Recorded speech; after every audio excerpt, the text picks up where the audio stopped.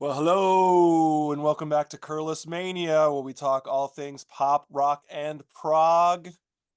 Before we do anything else, I'm so excited to welcome back to the channel Mr. Martin Popoff. Martin, how are you today? Wicked, Tom. Yeah, thanks for having me. Yeah, looking forward to this. I love talking about this band. So yeah, I'm ready to go. I don't feel too particularly nervous. I didn't make any notes.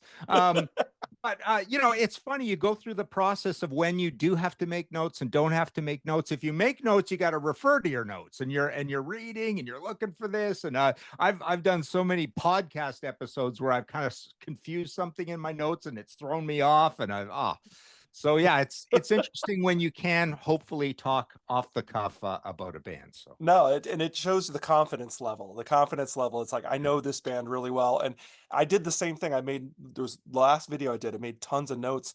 And I know what you mean, where you have these notes and then you're talking and then all of a sudden you glance down, you go, oh, I already said that. And then you're like yeah, reading ahead. It's just, yeah, yeah, yeah, it's kind of a nerve-wracking at times. yeah, But yeah, so this both neither of us made notes for this one, so obviously we must both be pretty big fans, and yeah. really this thankfully it's a manageable discography. It's always 6 albums, so you kind of know each album. If you're a fan, you're going to know every album. So, and you just kind of really for me it was a gut thing. I just kind of went, I think this is what I'm gonna. Although 1 and 2 for me were that was the hardest part for me. So.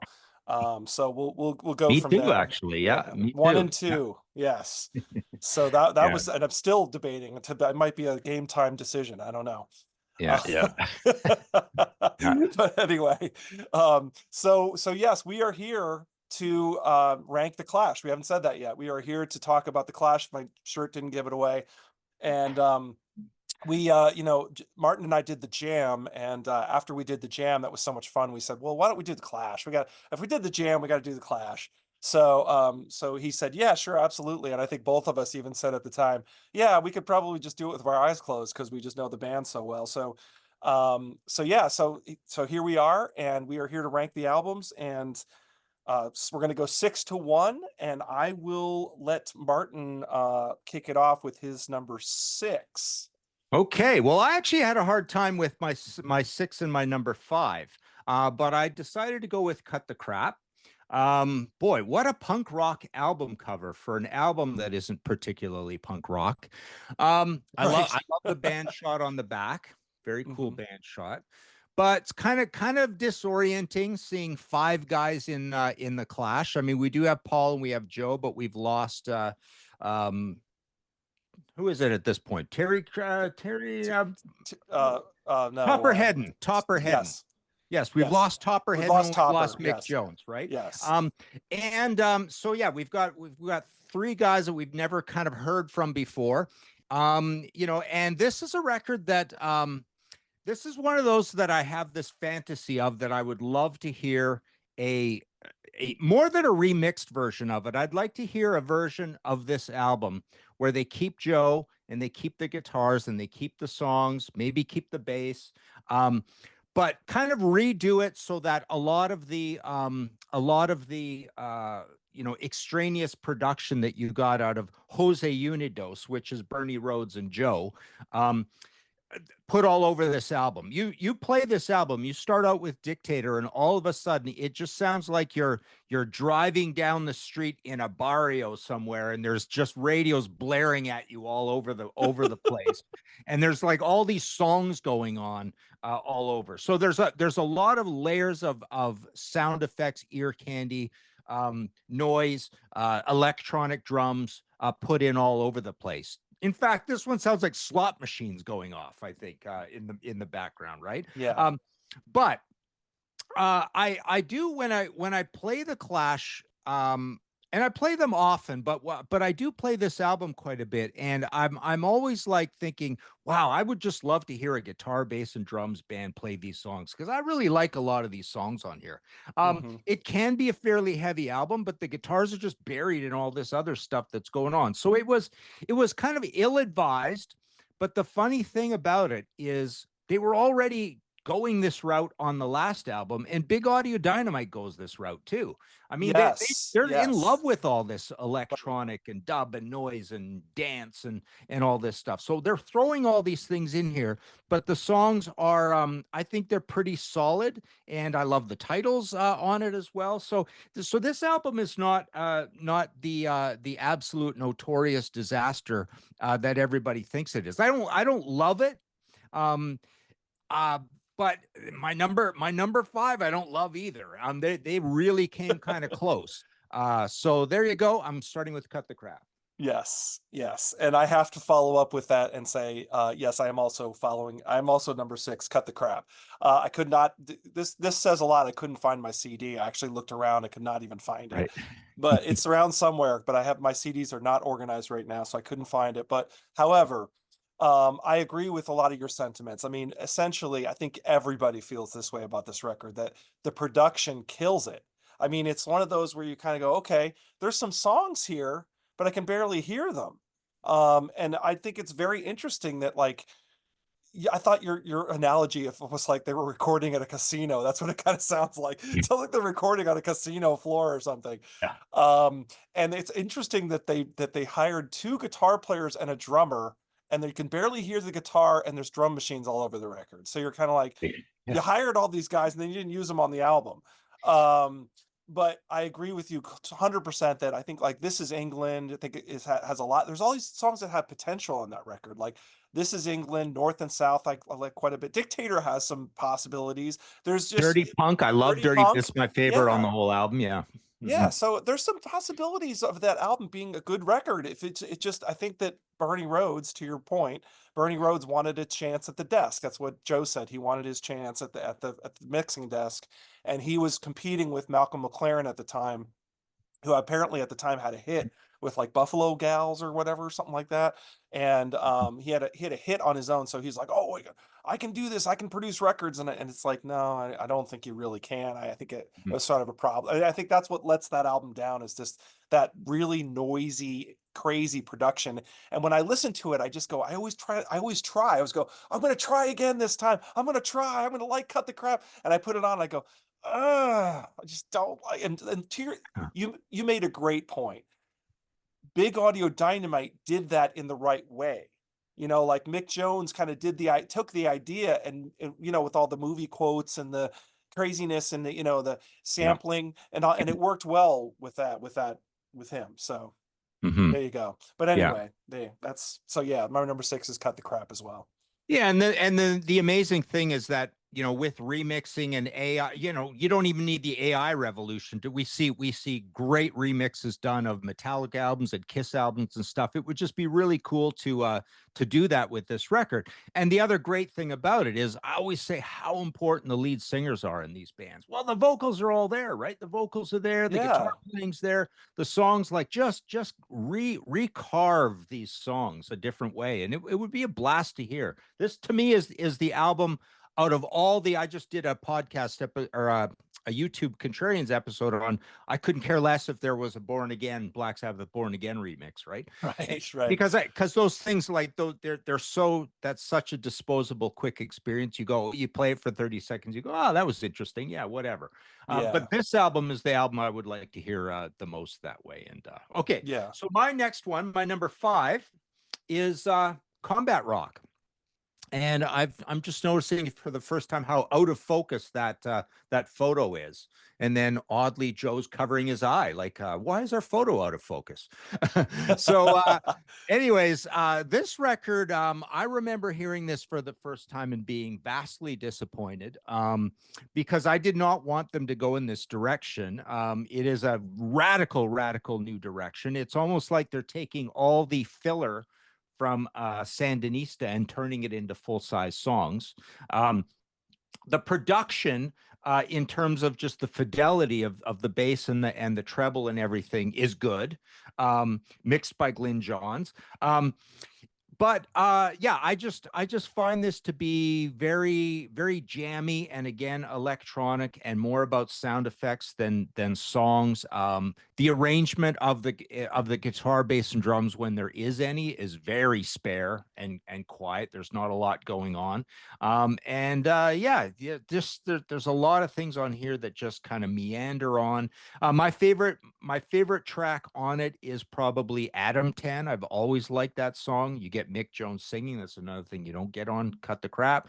Um, but Rock the Casbah, I've never really liked. Know Your Rights, I like. Car Jamming, I also like. It's almost like listening to this record is almost the way I feel when I'm having that frustrating hit and miss experience with hip hop albums. Hmm. Anytime I hear a chorus with some melody or something on it, I'm absolutely on board, right? And that's how I feel with this. So when I hear Car Jamming, when I hear Adam 10, I those, all of a sudden it's the same kinds of songs as those experimental songs, but there's just some some meat on the bones when it comes to some melody. And Should I Stay Hmm. or Should I Go is pretty cool on here as well. Straight to Hell's all right. Again, you've got some melody in there. But yeah, just was not crazy with them going in this direction. And it turns out to be their biggest selling album because, frankly, of two novelty songs on it. I'm sure Mick and Joe did not want to be known for being a band with novelty hits. Right. Um, Right. and that's Yeah. literally in the mainstream world. Just a hard truth. But in the mainstream world, this is a band known for a couple jokey tunes, which Yeah. is ridiculous. It's such a travesty. They're known for London Hmm. Calling as well as a song, but yeah, to be known for Should I Stay or Should I Go and Rock the Casbah is pretty embarrassing. So that is my Yeah. number five, and it was really close. It was touch and go between this and Cut the Crap for the bottom. Okay. Well, there you go. So my number five is Combat Rock as well. But I think I see this a little bit more favorably than you do. So I see this as a pretty big step above Cut the Crap. Um, but your points are well taken though. I understand because I think I had heard you talk about the Clash before, and you had mentioned this album, and I could tell I could tell you weren't that enamored of it. And it's Yeah. understand I understand your points because it's interesting. What's interesting about this album to me is, first of all, it was supposed to be a double album. Originally, I guess Mick wanted it to be a double record, and Joe did not. So they started to fight during this record. This is where things started to go sour with that relationship, because Mick wanted it was going to be called something about Fort Bragg, Rat Patrol at Fort Bragg, and it was going to be a double record. And I guess Mick sent Joe the mixes, and Joe was like, no, this is like Sandinista Part Two. I want to do something different. I want to tear it. I want to be more punk rock again. I want to be more shorter songs. I want to, so and I think Bernie Rhodes was in his corner as well. So they hired Glenn Johns, and they basically started going through all the work that they had done, and kind of cutting songs and editing songs. And I guess Mick Jones would show up on occasion and just be grumpy and just like, oh, you're ruining my art, or you're ruining my art, man. Right. Um, so anyway, so this whole album was just made during a conflict in the band, and you can kind of feel that a little bit in the grooves. And like I said, it's interesting that like the two hits, Should I Stay or Should I Go, you mentioned, and Rock the Casbah, the rest of the record's nothing like that. Or not even, not really. I mean, it's like, there's things like Sean Flynn on here. I mean, there's a lot of weird stuff on here. Sean Flynn is kind of bizarre. Inoculated City, Death is a Star is really odd. I mean, it's like it's very, there's a lot of sort of the druggy kind of smoking a lot of pot it's like the Sandinista vibe at times.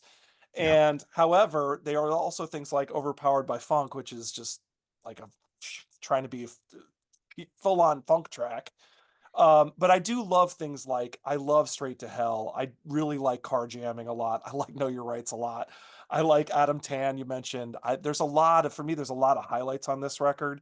Um, but I do take it's well, I understand a lot of your points, because it just it doesn't feel as much of a statement as the other records do. It feels a little bit disjointed for sure. Mm. So it's Cool. number All five. right.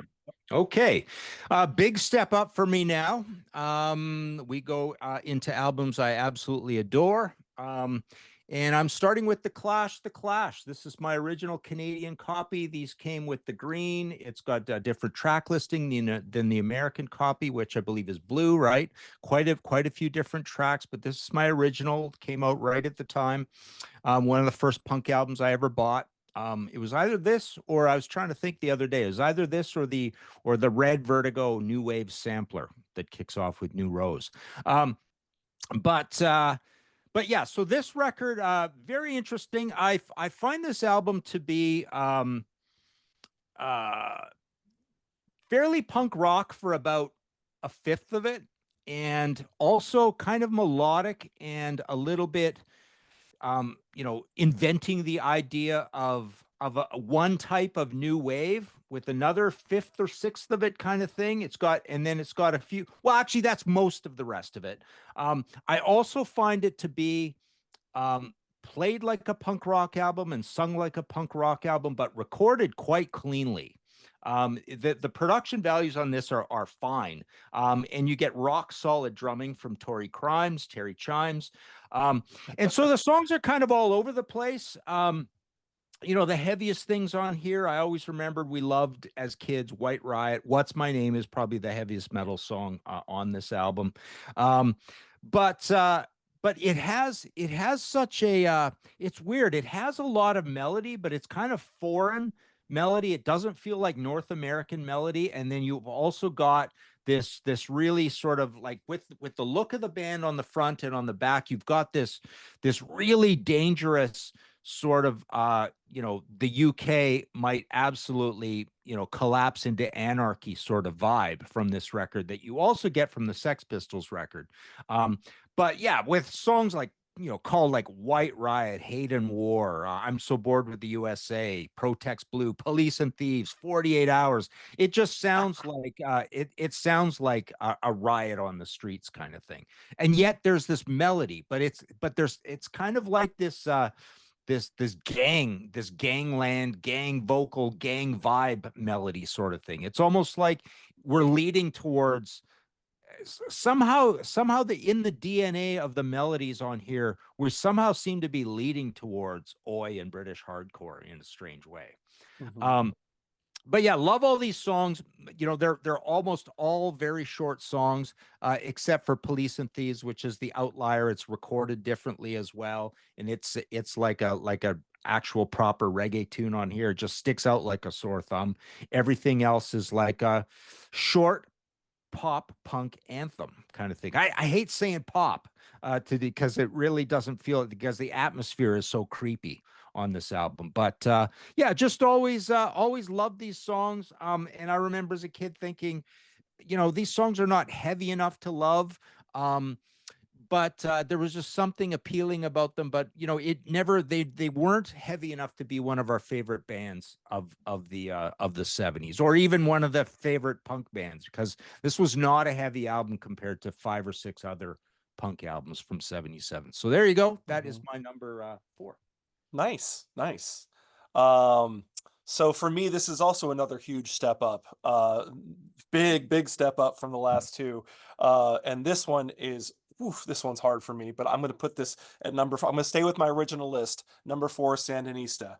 Okay. And this album, I love this record though. This is at number four, but I love this album. I think there is so many great songs on this, and I just struggle with it sometimes because it's so sprawling. I actually did a video just dedicated just to this album on my channel, just to talk about it because it's so fascinating to me. This album fascinates me because it's like, who puts out a triple album? I mean, it's like, what? And the record label okayed this. They green lighted this. Yeah. A triple album? Like that's so expensive, you know? And but they were so hot at the time they could do it. And it's just the kahunas to be able to do to say we're going to put out a triple album and it's going to have dub on it and it's going to have gospel stuff on it and it's going to have rockabilly on it and it's going to have rock and roll and it's going to have some punk and it's going to, I mean, it's just like they touch on almost everything on this record. It's insane. But there's certain songs I just think that just even, I mean, the Magnificent Seven, I just love. I love, I mean, I can just go down the list. Rebel Waltz, oh my God. I mean, even things like Somebody Got Murdered is amazing. One More Time.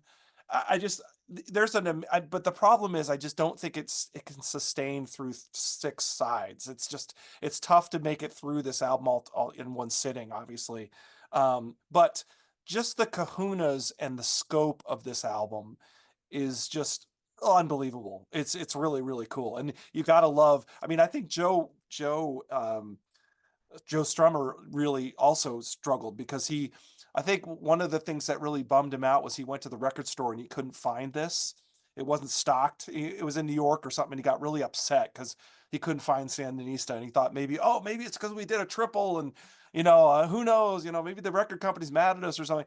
I don't know, but anyway, but this album is just, it's fantastic. They basically do everything that they're good at, and there's, even though there are some maybe too many long jams and kind of fuzzy smoke too much pot kind of songs, but I still find it fascinating, and it's a great record. Number 4, Sandinista. Nice. Okay. Well, my number 3 is Sandinista. This is my original UK copy of this. It's got all this stuff in it. We've got the cool, lyric sheet on the brown paper and all that stuff. It's so cool. Yeah, I love this record as well. But yeah, I'm looking at it and I can't even off the top of my head think of how any of these songs go on side 6: Version City, Living in Fame, Neither Silicon can I. and Sapphire, Exactly. Version Partner, Career Opportunities, I know, which is a lark on here, right? It's Yeah. an old song, Shepherd's Delight. I can't picture any of those. And there's a few, leaning towards side 5, same sort of thing. So it definitely has this quality of petering out. It's almost like they're forcing you to realize that by putting all this, by it just getting to be that. I love how you put it, that smoking too much pot and jamming sort of feel on it. Right. But I think solidly, I always love playing that game of, although I've never actually gone and, well, I think I did once somewhere, but made a double album. Make a double out of it. Yes. Yeah. Yes. And the double album that you could make out of this, I really think would be rival, phenomenal. London Calling. Yeah. Yeah. And it also has the really good production values of London Calling, except it's not quite as bright, but it definitely, if I remember correctly, I think it was recorded maybe in the same place, and possibly some Guy Stevens, was he the recorded or mixed Bill Price? So Bill Price was around before Engineers. Let's see, maybe there is no producer. Is it Electric Lady? Was it? Okay, so let me say studio. No, Wessex was used. Wessex, so Wessex, okay. I think, is and Electric Ladyland, Engineers Jerry Green, blah blah blah. Okay, so anyways, they do manage to cap, and maybe a lot of that has to do with Topper Head. And I just love his drumming. Yeah. And I love the sound that we get out of him as well. I love his like firecracker snare sound and everything. But so yeah, I love so many songs on here as well. A lot of them, the more mellow stuff, like Something About England. I love Rebel Waltz on here. There's very little up tempo rock on here. Right. And there wasn't much on London Calling as well, but it actually, statistically gets even less. But you do have, I would say the heaviest songs on here are Police on My Back, which is a cover. Right. And Somebody Got Murdered is pretty rock and roll. Yep. Yeah, most of the rest of it not. And I'm fine with that. I love the sound of the Sinners. There's so many good. I love like the gospel and the ballad feel and the panoramic stuff that you get on here. I'm not crazy when it gets too funky. I grudgingly like Magnificent Seven. I do love Hitsville UK, but we've got the weird vocals on there as well. But yeah, Ivan Meets G.I. Joe is just too funky for me. But yeah, I love Charlie Don't Surf, which is leaning towards a good combat rock song. Yes. Kind of thing, right? Washington Bullets is fine on here as well. So there are some dub reggae things on here. Is when they hold it together and it's got some melody and there's a song to it, I'm fine. I'm still okay with that. So you do get the start of your combat rock idea here. It really is a transitional album. The production is radically not combat rock production. It is definitely London Calling production, but Yeah. I would say almost a third of this album, you could imagine those songs being on combat rock. And then the other, a good half of it, like I say, sounds like London Calling songs. So yeah, I think it's a really great album. I never get tired of it. There's always stuff to listen to on it, and yeah, you kind of wish you don't wish they made it a double. You wish you could make it a double for them and pick the songs because if you leave it up to the band, they're not going to pick the album you wanted. Exactly. Right. It's just Right. not going to happen, right? So, Yes. but yeah, if I could make a double out of it, I would champion it being better than London Calling if I could make the double out of it. So there you go. Yeah. See, there you go. See, there you go. So you're saying better than London Calling. I mean, and man, I think you're right. I mean, and I have this on my channel. I do this thing called, you're the producer. So this would be a perfect example of like you could be the producer. What would your double album be? So there you Yeah. go. But yeah, great, awesome, awesome. So my number three is you had mentioned Topper Headin', and it's like to me this is the beginning of where you hear Topper at his full strength, and Give Him Enough Rope at number three. And this is if their debut is the punk album, this is like their sort of punk, like with like they're getting all the they're shining it up a little bit, and they're making it a little bit more rock, with Sandy Pearlman at the helm, who was known for Blue Oyster Cult, obviously. And but he really did kind of whip them into shape, and they really showed up for this record. And even just at that very beat, that you mentioned the Topper head and snare thing with is that Tommy Gun where he's doing the and then the Safe European Home where he goes bam, that first hit, and you're like, whoa. I mean, it's almost like a gunshot goes off at the beginning of that song. And Topper really makes himself known, and I think he's an amazing. I'm glad you brought him up because I think he's an amazing drummer. I think he adds so much to this band. And they suddenly realized with Topper they could do anything, and that's why they went into things like Sandinista where they could just do anything.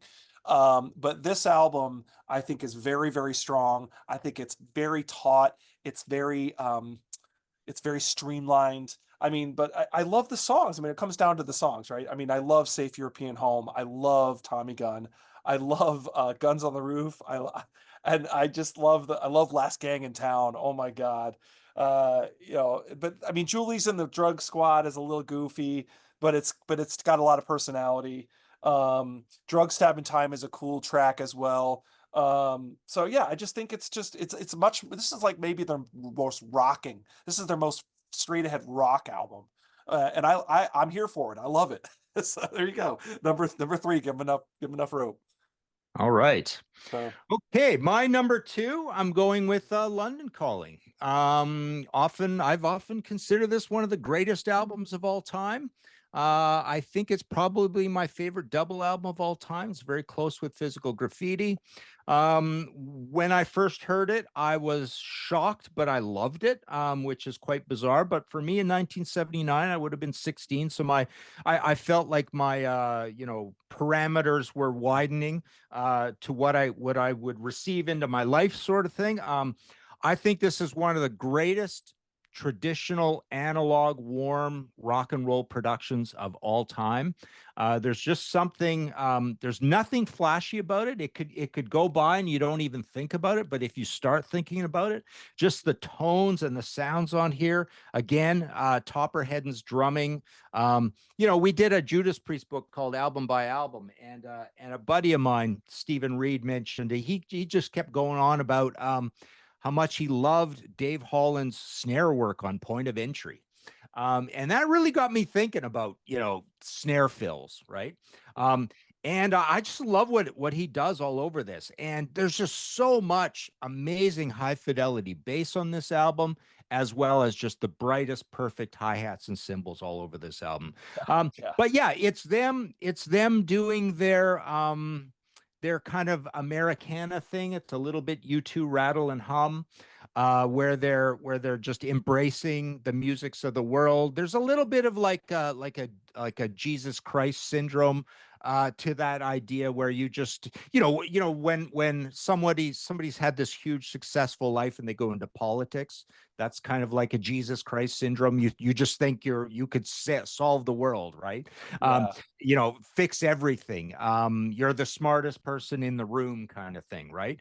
Yeah. And so there's an element to this album where they're basically saying we are great enough to be the saviors of rock and roll, and they kind of achieve it. I mean, everybody loved this album. The critics loved it. It's got basically the history of rock and roll all throughout it, or the history of American rock and roll, or let's say maybe the history of every single thing that you would ever associate with a roots rock band in it, right? Mhm.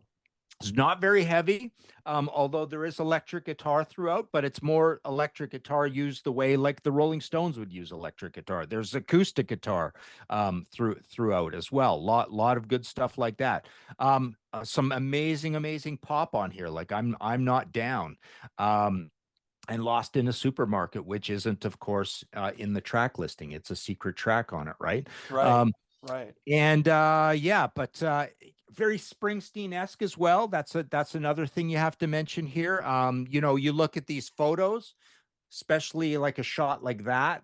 There's just that heroic, we are the greatest quality. And again, it does remind me of that whole, I could almost squeeze this into that Bruce Springsteen, Van Morrison greatness sort of thing. Elvis Costello, Graham Parker. It's kind of in that realm. Um, Rolling Stones, like I say, it literally. I mean, this is the new version of Exile in on Main Street, right? It's a Right. black and white Right. cover, the whole thing. I mean, these records could be compared. That would be a great album war, actually. It would be. Episode, right? Those two, right? Yeah. But yeah, I love almost every single song on this album. The odd thing on here is actually no. So what am I saying? Lost in the Supermarket is here. What is the name? What is the name of the? See, this is when you don't make notes. I forget. Train Top in or head. vain. What is Train Train in in Vain? vain. Yeah, there Yeah. we go. Yeah, Lost in the Supermarket is on the track listing. Train Right. in Vain is not listed, and Train in Vain is amazing. Train in Yeah. Vain is a better pop song than even Lost in the Supermarket. I, Right. I like it a Right. lot more. There's Yeah. a couple things I don't like on here, like Lovers Rock. I'm not crazy about. The Right Profile. I'm not crazy about. Coca-Cola. I'm not. Well, yeah, actually, Coca-Cola is all right. Um, but the most heroic and Springsteening sounding things on here are Death or Glory. Um, I'd say Wrong and Boyo as well, which are actually two in a row. The Card Cheat, definitely. Yeah. It's got Yeah. that big, Phil Spector panoramic Springsteen and the E Street Band sort of feel. Mhm. Jimmy Jazz, I'm not crazy about either, but absolutely, pretty much all the rest of it, I'm just totally in love with. And kudos to Guy Stevens producing. He was a bit of a crazy man, and a lot of drugs and craziness. I think he died young, I believe, as well. But recorded at Wessex. The whole thing was done at Wessex, and an absolute masterpiece. London Calling, my number two. Yes. Yes. So, okay, that's great job. That was awesome. So I am going with this was so hard for me. Number one and two were so difficult for me, but I'm just gonna go with my original list, and that is the debut at number two. But man, do I love this record. I mean, when I was listening for this week, I just was like, wow, I forgot how much I love this album. There's just something about it that I can't really put my finger on it, but it's just so straight ahead. I mean, this is them. I mean, this is them really coming straight out of the basement, straight out of the garage, and putting songs down. And you can almost hear them rehearsing these songs in in their rehearsal space or something. And it's a different drummer. It's Terry Chimes. And he actually does a very good job. I mean, it's a very straight ahead drumming. It's very, straight meat and potatoes, but it works really well with these songs for some reason.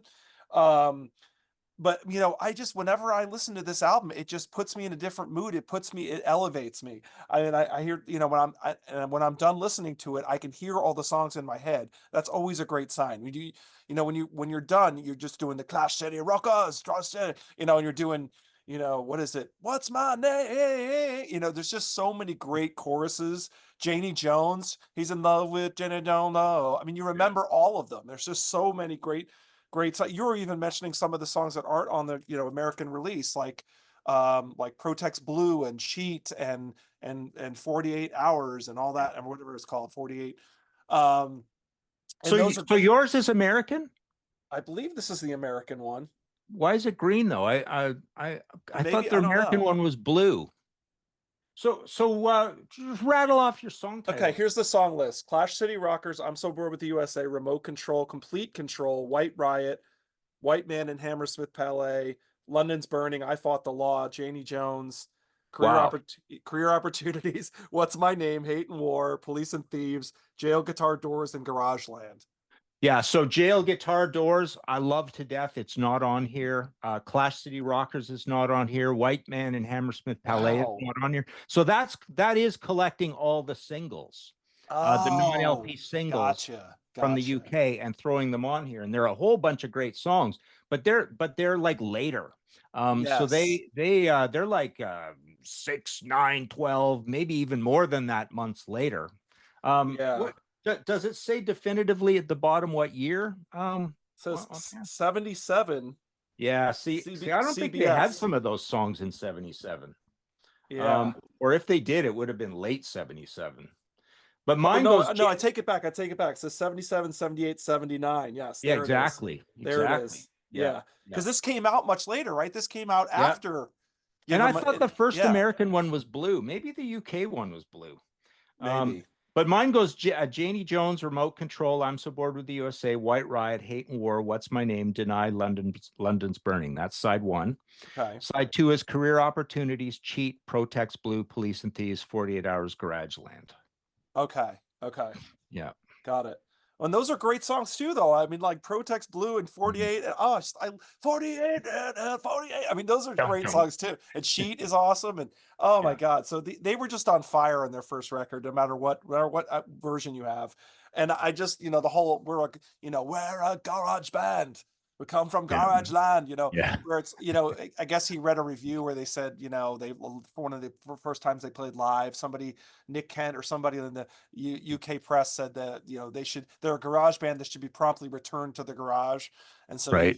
he took that and made a song out of it, which I thought was great. Yeah.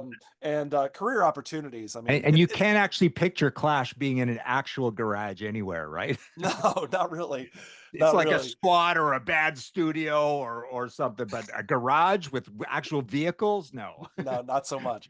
And Yeah. but what's funny, what's interesting about this, right? Everyone's always like, the Clash are so serious and political and everything's serious. You listen to some of these words, you're like, they're funny. Some of it's funny. I mean, Yeah. some people miss the humor in the Clash. There was a lot of humor in there. I mean, there's one song where he says something about the ping pong club or something Oh, like I can't picture he that one. says something like, "Oh, I went to the ping pong club and the sign on the door said all full up," and I'm like, "What is they're talking about a ping pong club? What is this?" Dun, So dun, dun. That might be Protex Blue. sign on the door said all full up or something. I don't know. Protex Anyway, it's Blue, just maybe. some Yeah. like kind of silly lyrics and Yeah. at times, but then they'll also have the London's Burning, so there's a lot. I just think this album has a ton of personality, a ton of energy, and just the songs and the hooks. I just love it. So love it to death. The Clash, Nice. number two. Number two. Nice. All right. My number one, I had a hard time between my number one and number two. I almost went with London Calling, but I'm going to go with Give Him Enough Rope. Okay. So this record to me, this is like when I give Sabotage the edge over Physical Graffiti. I say like, look, it only took them one album to be that great, whereas it took Zeppelin two albums to be or two Yes. records to Yeah. be that great, right? Hmm. And so I feel on this record, I like how you say it was just a little more rock. The press at the time almost called it a little too heavy metal. It was almost too riffy because they were associating, Sandy Pearlman being the manager and producer of the band. They were associating them with Blue Oyster Cult, who were considered kind of a heavy metal band at the time. And the reason they would say that is it is a little heavier and it is a little riffier, and the songs are all longer. There's less Yeah. songs on it and they are longer. Our band played Tommy Gun live back in the 80s. So I love Nice. playing that Nice. song. And to me, this album is almost perfect. The ones I'm not crazy about on this album are Guns on the Roof and Last Gang in Town. Those are the only two that I like knock down a little bit. They've got a little bit of that ordinariness of like a Clash City Rockers kind of song. So they seem just a slight bit uninspired, but I love Julie's In the Drug Squad for its playfulness. I love All the Young Punks, same reason.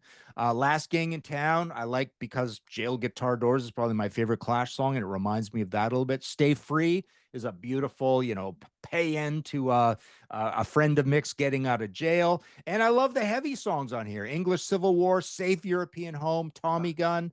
Those are all rocking really cool. Drug Stabbing Time is like an up tempo, it's kind of light, but it's got this really dark title, Drug Stabbing Time. Cheapskate, great chorus on Cheapskate. So I picked it over London Calling in the end because just statistically, this is like 85% of, I could put any of these songs in my favorite top 10 or 15 Clash songs kind of thing. Yeah. And then London Calling will have maybe a third of it that would land below almost everything on here. I love the production. It's just good quality, tough production. Something else to mention that I think is really cool is the Clash now in 1978. In 1977, there were heavier punky bands than the Clash. In Right. 1978, all the punky bands were getting soft and the Clash was getting heavier. So for one brief year, the Yeah. Clash were a very heavy punk band Yeah. compared to everybody else. The Boomtown Rats had lightened up. By the end of 78, the Saints are going to be gone acoustic and Celtic. The Adverts are going to, they're there in 78, but they're going to lighten up shortly in 79. Sex Pistols are gone, so we can't even compare them. The Diodes from Toronto, they lightened up the next year after their 77 debut. The Dead Boys even lightened up a little bit on their 78 album versus their 77 album. And new wave and post-punk were all the rage. There just weren't that many heavy punk albums coming out at the time. But yeah, Boomtown Rats famously, from the first album to the second album, lightened completely up. They became a pop band. Buzzcocks, I remember feeling the same way, even though we're talking about a 78 to, I think, also a 78. I think you got two albums there. But the first album was heavy and riffy, and the second one, I remember getting that, and we did not like it at all. Love Bites. We thought it was just too mellow. Oh Um, yeah. Yeah. so that was happening. So punk's kind of on its way out. The Ramones famously were massaging in acoustic guitars after, on the fourth record, right? Road to Blasphemy. Ruin. Yes. Exactly. So Yeah. so that's really cool that the Clash is actually a pretty heavy band in the year 1978. So that's my number one, again, because it just took them. What I like how you said it was concise, it was to the point. They just got everything right on it. Yeah, but at the time I do remember people thinking it was just a little too fancy pants compared to the debut. Yeah. But Yeah. yeah, kudos to them for doing that in 78, where you would have almost expected the Clash, because we know what happens next. You would have expected the Clash to be on that journey, because they were on the journey. They were on all these journeys very rapidly changing throughout there. A lot of the new wave bands were like that. It's pretty cool. I was thinking about it this morning, how so many of these new wave bands were really brave in how fast they creatively switched gears. You did not see that in too many other genres. Yeah. Yeah. Especially since I think, especially since punk was it was such a box. So you would think the punk bands would not be, but there are a lot, you're right, a lot of them evolved very quickly, which Yeah. is interesting. And I think that, Mick Jones was famously said, it was just too constricting. Punk was just way too constricting. We couldn't just keep cranking out the same album over and over again. Yeah. But yeah, no, that's great. I mean, I'm with you. That Give Enough Rope is like it's like a sonic punch. And I think that's what, CBS thought the American market wanted, right? Wasn't that why they kind of pushed Sandy Pearlman and all that? It was like, we need you, I don't know, to appeal to I Americans. believe so, but it's like I don't know if this is the album that would have actually pleased the American label. I don't see really. It's still rough and raw, and there's a lot of Joe Strummer shouting on it, and Yeah, drum stub it's it. a violent album. Yeah, I mean it's you know I don't think they succeeded. Put it that way. I don't Yeah. think they succeeded in making an album that was going to be commercial in the States. Yeah, yeah. No, I agree. I agree. But it's a great record. I enjoy it. If you're a fan, it's just, yeah, it's great. Anyway, but how boring. My number one, London Calling, yawn, right? But I'm looking at the track list, and this was where I was really debating. I almost put the debut at number one, but then Right. I thought this is such a jump. I mean, this is just such a jump creatively and artistically, and it's just hard to deny it. And when you look at the track listing, and I just go, wow, oof. I mean, there's songs like you were saying, the heavier songs almost feel like they could have been on Give 'Em Enough Rope, like Hateful and Clamp Down. And there's not, like you said, there's not a ton of hard rock on Death or this. Glory kind of Death or feels Glory, yeah, there we like go. it. Yeah. There's like three of them. Mm. Yeah, it's like those three for sure are more of like a could have been on Give Enough Rope. But then things like, Jimmy Jazz and like you said, Lost in the Supermarket's very poppy, so is Train in Vain. Wrong and Boyo, I mean, it's like what? They're like, it's almost like they sound like Madness or something. Coca-Cola is pretty heavy at times. But I love that you said I love that you talked about Rattle and Hum and Springsteen and all that. It's, because it's funny because you're right. The Clash or the U2 loved the Clash. They looked up to the Clash, and I think there was a camaraderie between Springsteen and Strummer, and like they saw each other as kind of kindred spirits a little bit. And you're right. There's a lot of that in this album, and just the absolute, the fact that they jump into all these things and they kill everyone. They just kill it on this. And there's something about this album. There's like magic happening. You mentioned the production, Guy Stevens, Wessex, Bill Price, all these people came together. And this was actually, they were sort of managerless. They had kicked out, or Bernie Rhodes had left or something. So they said they had to get it together as a band. And they did. They got themselves together, and they just self-motivated and got together and rehearsed and wrote like crazy, and created this album. And apparently when they finally got the final mixes and they were listening to it, they were already touring, already playing shows. They got the final mixes and listened to it in the van. They were all high-fiving, and it's all excited. And yeah, we really killed this. This is a special moment for us. So they were all excited.